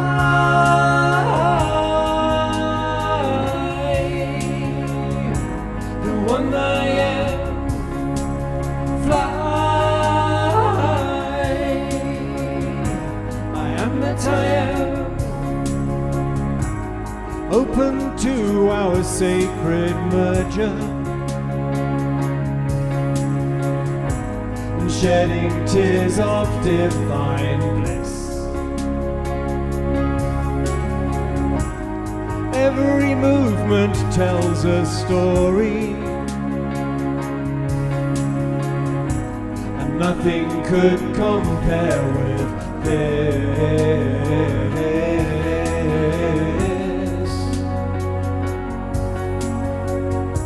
So here in fullest understanding, and breathing light through every word, our lives become so undemanding, finally seen, finally heard.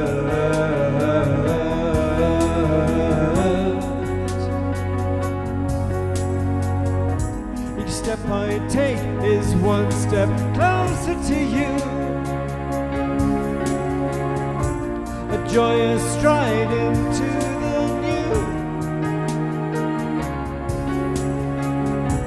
Each breath I breathe takes me inside your heart. Now I remember how to feel, and I remember how to fly.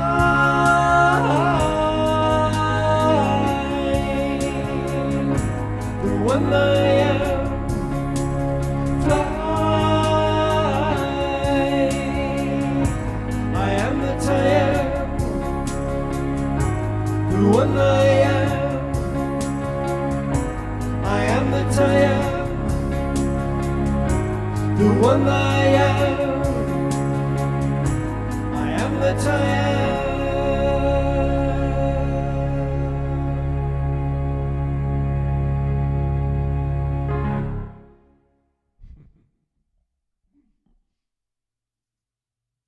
Gonna go to gallery view.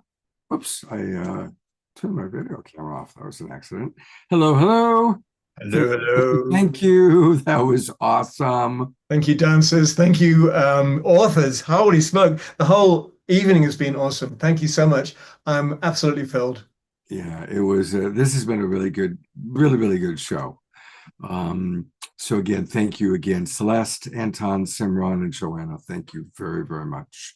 Thank And you ours- very much. It's been Mhm. awesome. Thank you. My pleasure. And I always want to let people know what's coming up. This Saturday night, it's another Soul Search collaboration. And they're all psychics and healers. So it's a good night to come and be in the Zoom room so you can get healings and readings from these amazing people. And in addition to music from Omashar, Ray Amana will be with us. And so we're going to have music from both Omashar and Ray Amana. So it's going to be a really fun show. So join us on Saturday night. Thank you again, everybody. I'm going to go to gallery view. We can all wave goodbye and have a beautiful few days. And I hope to see each and every one of you